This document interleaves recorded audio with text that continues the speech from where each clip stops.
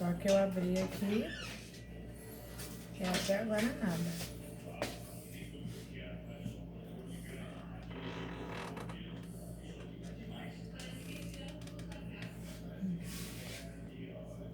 Tá como se estivesse bloqueado. Mas aqui já... Olá, voltamos. Todos aí?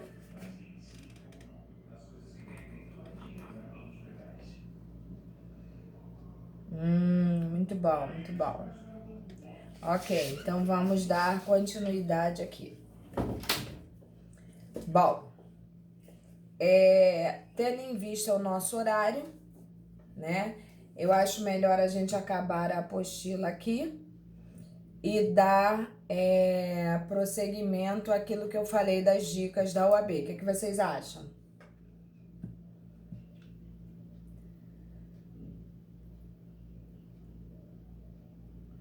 Hein, meu povo? Ok?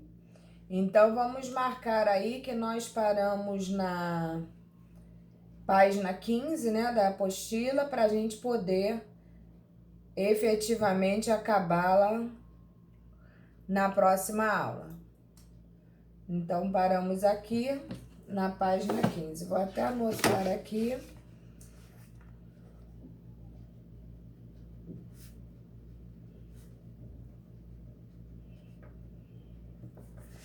Ok.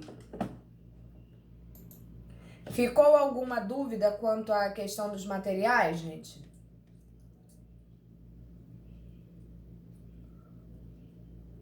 Não. Ok. Beleza. Todos com o caderninho e a caneta em mãos?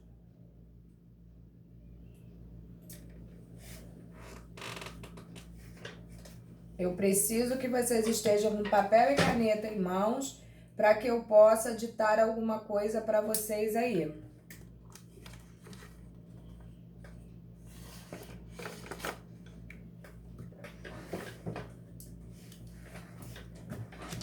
Quem não tiver, eu aconselho a pegar, gente.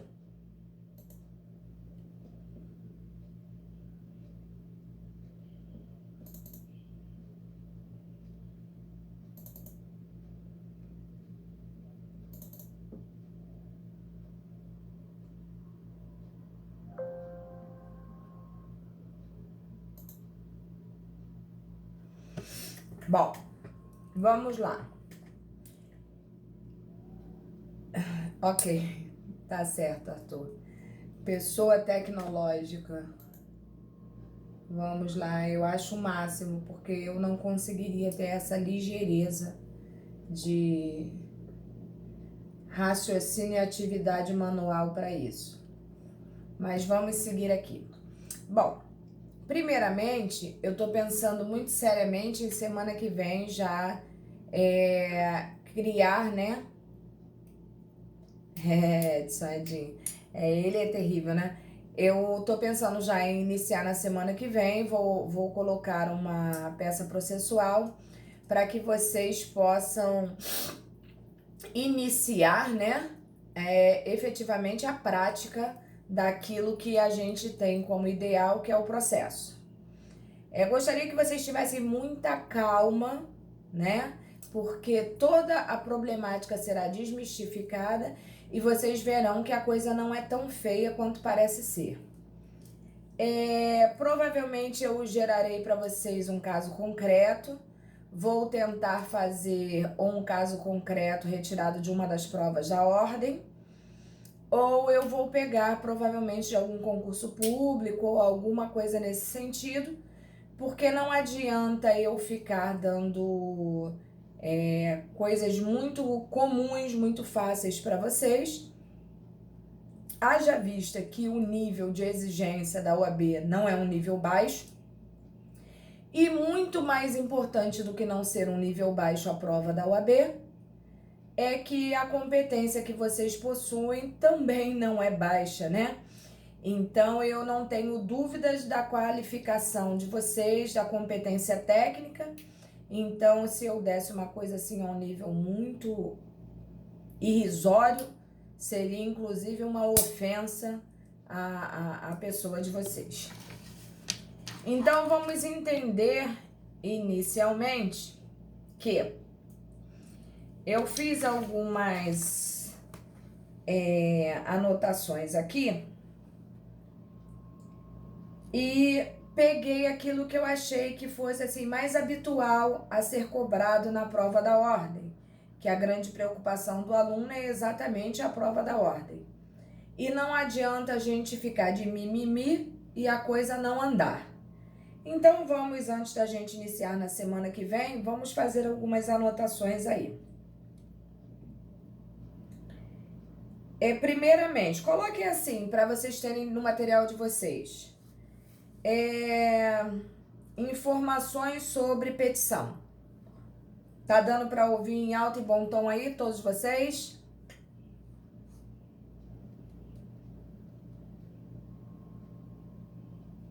Ok, Caio.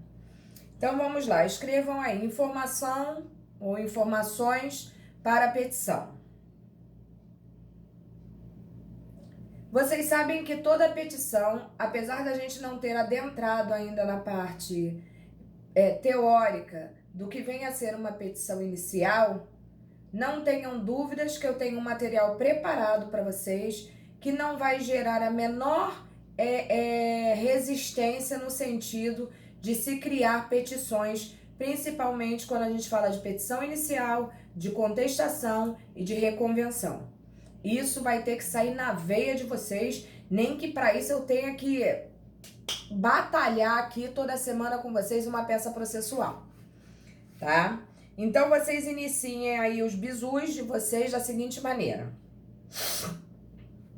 Toda petição em cima não tem? Excelentíssimo senhor, doutor, juiz de direito. Percebam que aquilo ali que a gente vê em toda petição, a gente chama de endereçamento. E esse endereçamento tem que ser em caixa alta, tá? Então coloquem aí, endereçamento em caixa alta. Podendo ser também em negrito.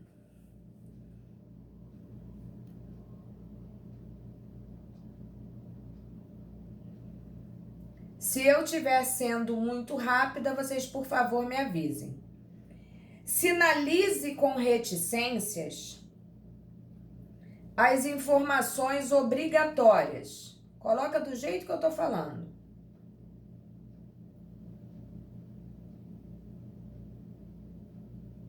Que no caso concreto não foram informadas. Professora, Oi, finalize com... Não, finalize não, finalize não. Sinalize, de sinalizar. Sinalize.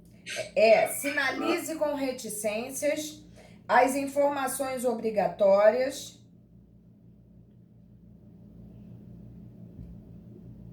As obrigações? Não. Sinalize com reticências as informações obrigatórias. Deu para ouvir? Deu. Professora, pergunta. Oi. Pode repetir essa segunda parte, por favor, porque travou? Posso sim. Eu aconselho a vocês desligarem o microfone e só ligarem se realmente não entenderem, para que não haja interferência para os colegas aí. Mas eu não tenho problema nenhum em parar e repetir 10 vezes se for necessário, hein, gente? Vamos lá. Esse endereçamento, vocês coloquem assim. Endereçamento. Sinalize com reticências as informações obrigatórias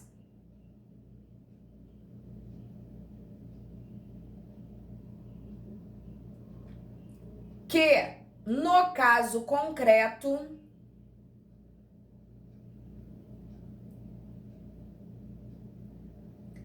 não foram informadas.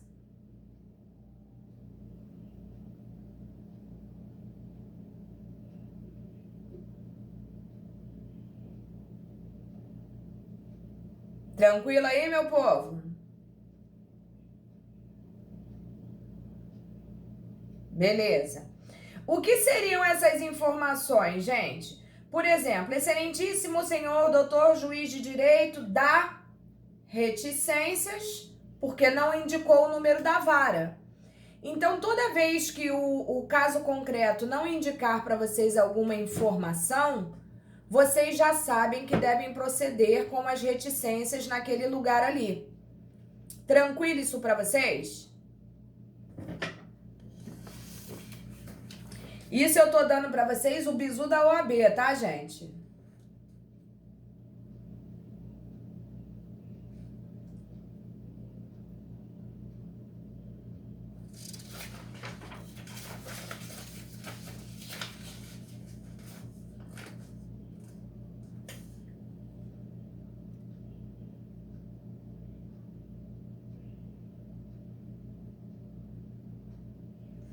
Bom, outra dica. Se o novo Código de Processo Civil diz no artigo 319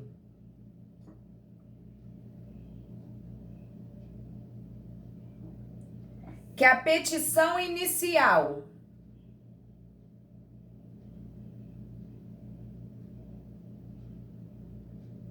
indicará. Eu travou, professora, não consegui ouvir, não. Só se o novo código Se o novo CPC, e aí travou. Isso aí, tranquilo, Edinho, não tem problema nenhum. Se o novo CPC diz no artigo 319 que a petição inicial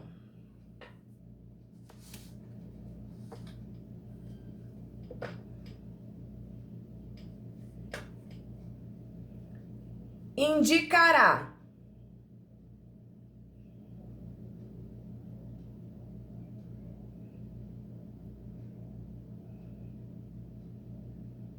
pode? Professor, o meu travou tudo. Então eu acho que eu vou fazer o seguinte.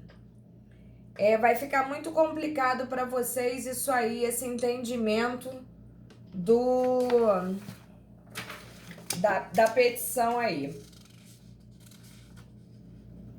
O que vocês acham melhor? A gente tenta continuar?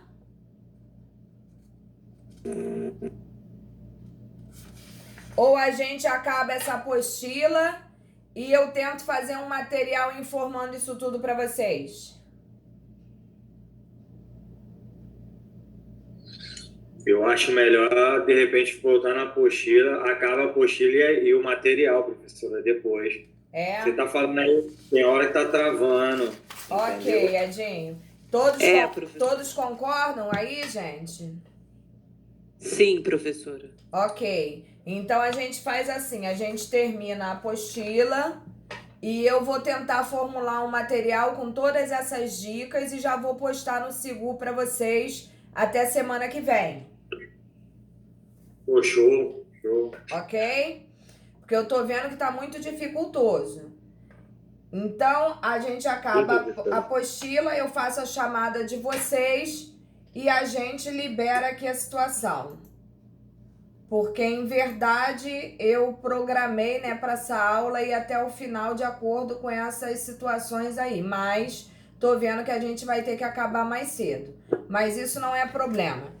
Eu acabo a apostila com vocês, a gente faz a chamada e eu introduzo esse material posteriormente para vocês no Sigu, beleza?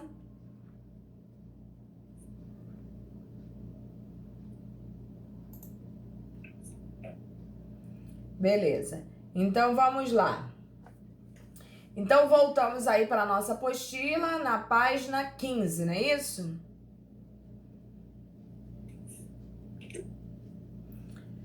Honorários advocatícios aí, gente. É outra dúvida que é muito pertinente, né, para as pessoas que estão na profissão de advogado, né? E paira no ar certas dúvidas. Deixa eu fazer uma pergunta a vocês. Em relação ao processo civil ou processo penal que vocês estão aí praticando, vocês já aprenderam o que são ônus sucumbenciais?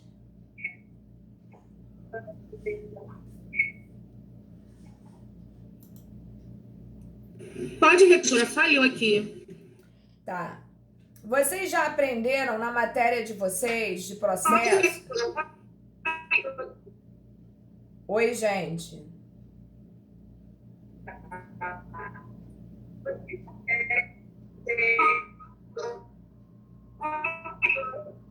Loren, você tá com dificuldade?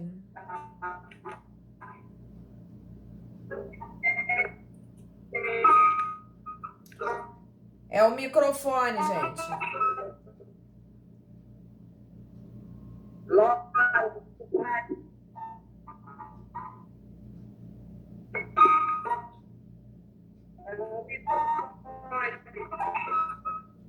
Podemos continuar ou tá complicado aí, gente? Eu também acho que tem um microfone aberto, é isso que tá dificultando. Beleza aí? Podemos? Tranquilo, vamos lá então. Honorários advocatícios, gente. Assim como qualquer outro profissional liberal, o advogado é remunerado por meio de honorários pagos por seus clientes e partes do processo judicial. Os preços cobrados dependem da complexidade e do valor da causa, e por isso a remuneração mensal do advogado pode variar bastante.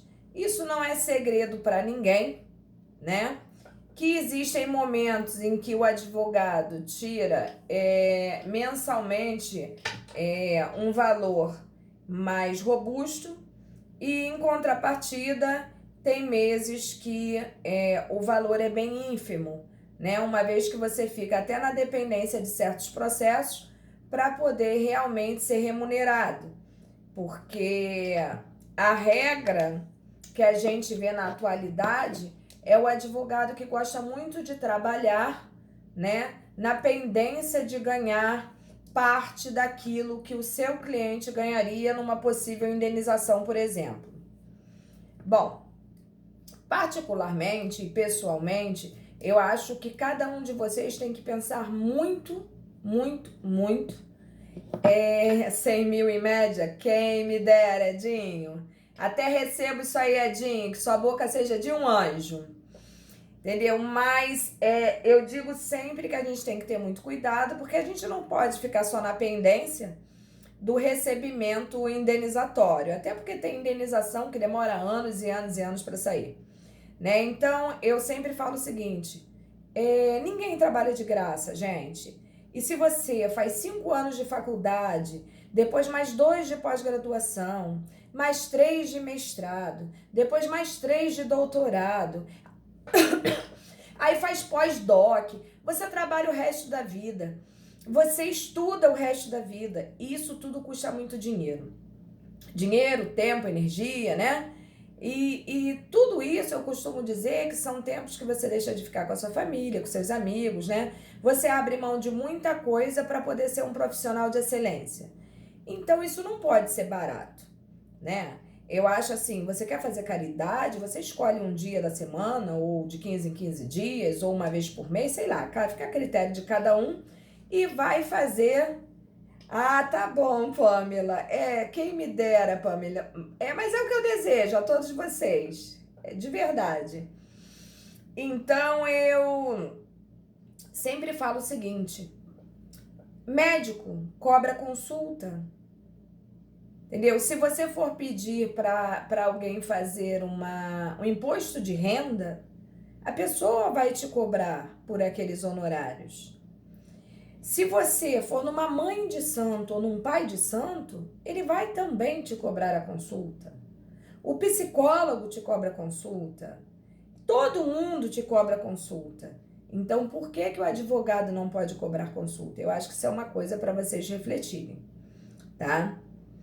Eu sou uma pessoa que adoro cobrar consulta, até porque eu estudei para isso e a consulta é uma coisa que te toma tempo, te gasta energia, você pensa demais às vezes para responder a certas perguntas e isso demanda muito tempo.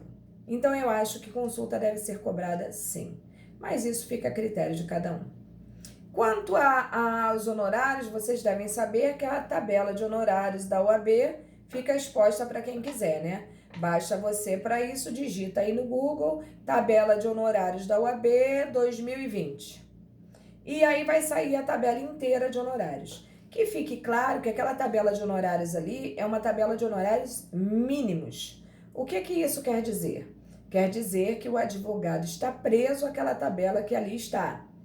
E que ele, em tese, não deve cobrar menos do que consta naquele documento que ali aparece para você, tá? Por quê? Porque se você cobrar menos do que está ali, você pode estar incorrendo em erro e você vai estar infringindo o código de ética. Porque quem não pode pagar um advogado, para isso existe a defensoria pública. Eu posso parecer muito fria falando isso para vocês, mas vocês vão ver com o passar do tempo que não é frieza e simplesmente é uma satisfação daquilo que você demonstra como trabalho. É um reflexo do seu trabalho, entendeu? Então não tenham vergonha ou temor de cobrar. Quando eu falo honorários mínimos, não existe uma tabela de honorários máximos. Não existe, neste caso, uma tabela de honorários máximos, o que significa dizer que o valor que você vai cobrar é problema teu, mas você não pode cobrar abaixo daquilo que está na tabela. Professora, mas eu vejo muito isso acontecer, eu conheço várias pessoas que cobram abaixo da tabela, eu também. E deixo esse trabalho para quem quiser assumir toda a responsabilidade de uma situação abaixo da tabela da ordem, eu deixo para quem quiser. O profissional que quiser pegar um valor abaixo daquele que está ali, ele está automaticamente se desvalorizando. E isso não é bom para você, porque você só passa a ser respeitado a hora que realmente você produz de maneira confiável e ética.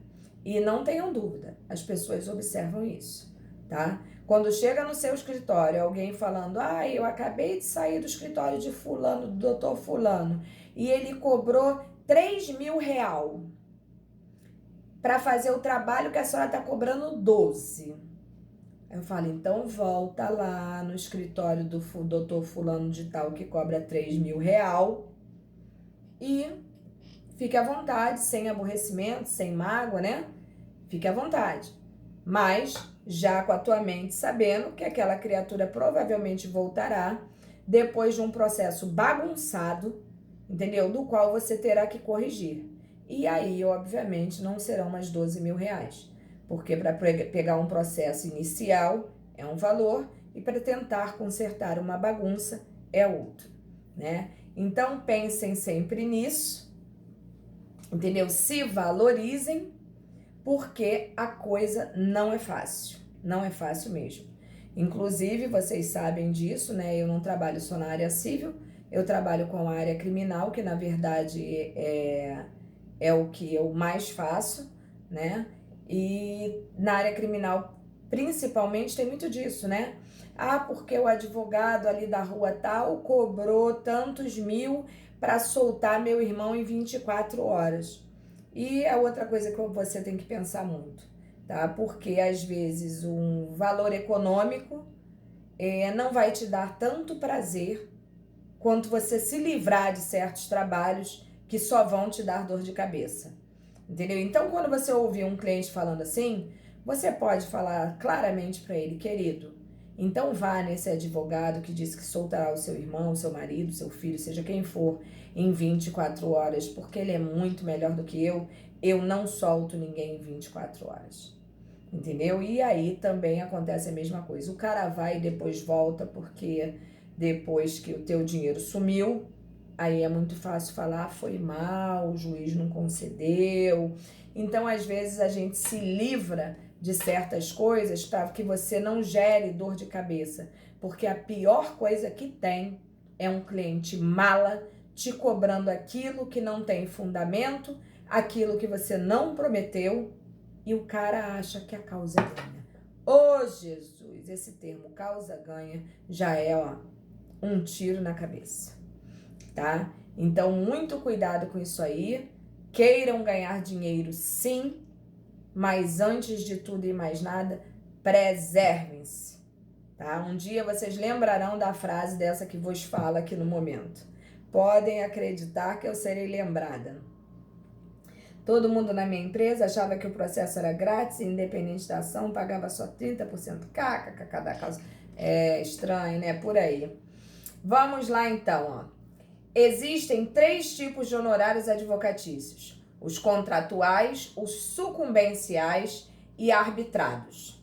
Cada um se origina de um fato distinto e não podem ser confundidos de forma alguma, sendo um dever do advogado esclarecer as diferenças para seu cliente para que ele não se confunda e tenha a impressão equivocada de que o seu procurador está cobrando 2 vezes pelo mesmo serviço. E olha que isso é comum, hein? Vou explicar o porquê.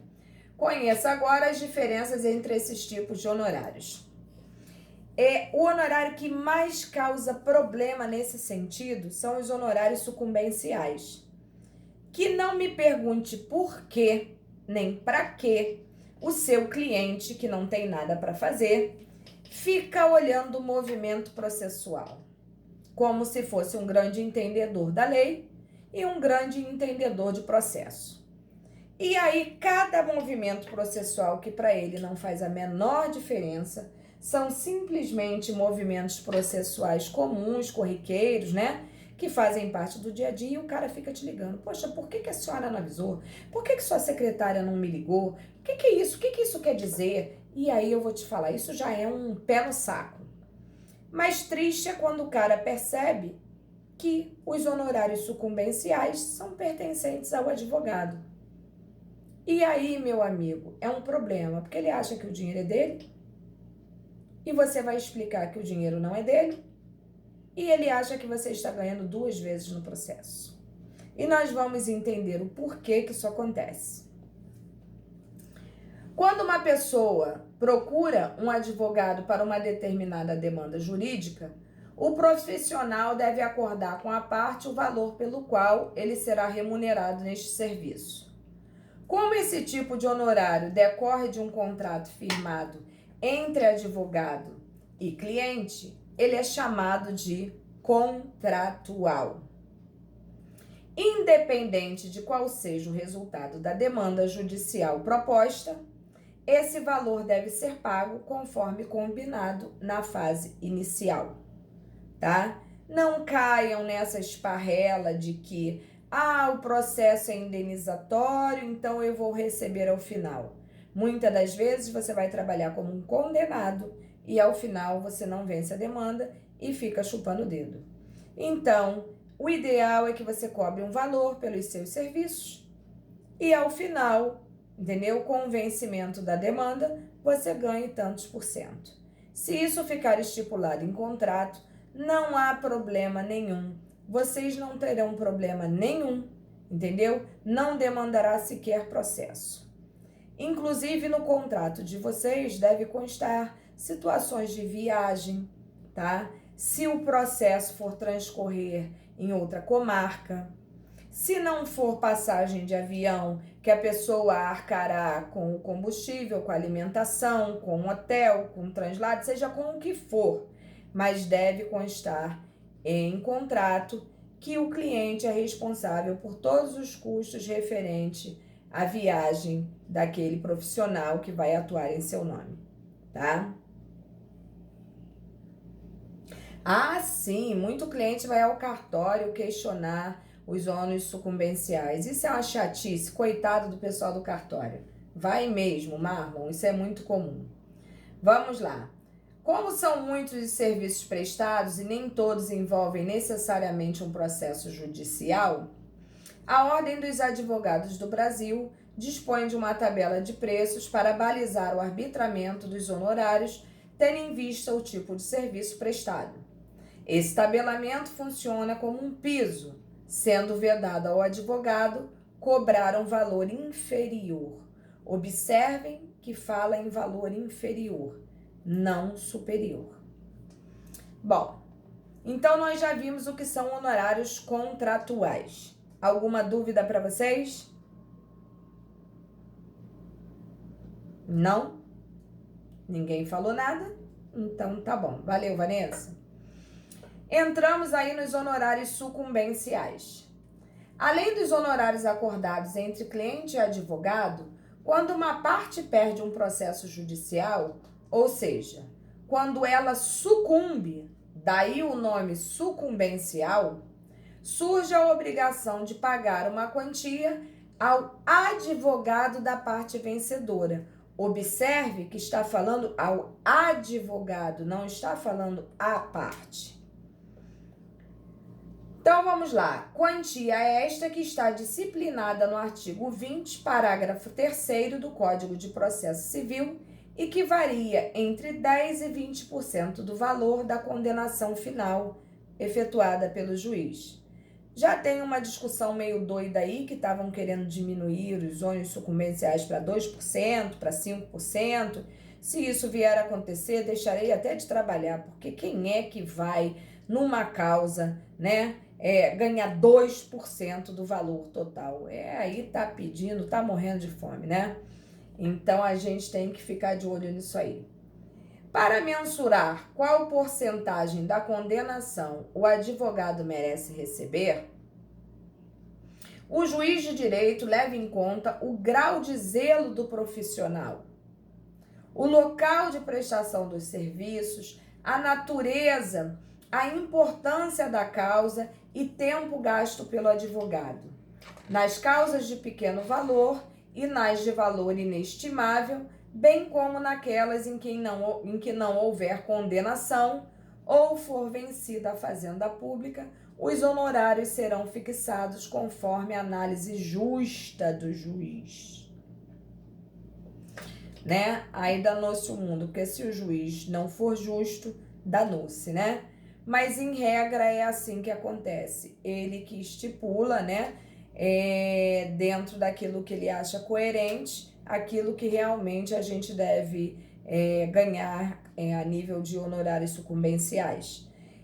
No entanto, eu aconselho sempre aos colegas, na hora que vocês forem fazer os pedidos na petição, que vocês coloquem, né, que no caso de condenação da parte contrária ao ônus da sucumbência, que estes sejam arbitrados. Aí a gente sempre bota o máximo, né, que são 20% do valor total da causa, e a gente pede a Vossa Excelência, pedindo um cofende, nunca é demais, porque o não a gente já tem, né? Tranquilo aí também o que vem a ser honorários sucumbenciais, ou seja, eu atuo num processo, eu ganho a demanda, significa dizer que a parte que sucumbiu, que perdeu, né, deve pagar a mim, advogado, um percentual em cima do valor da causa, uma vez que eu trabalhei muito melhor, brilhantemente, e que convenci Vossa Excelência, diante dos meus argumentos, de que eu estava correta e que aquela parte lá, não tão boa quanto nós, sucumbiu.